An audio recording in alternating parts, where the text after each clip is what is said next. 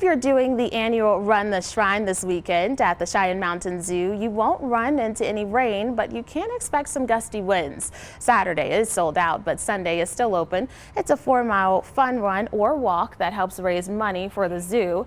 The Cheyenne Mountain Zoo is one of the few accredited zoos that doesn't get taxpayer support. Your registration fee for this event goes towards taking care of the animals and improvement. If you want to participate in Sunday's run, you can register on the zoo's website.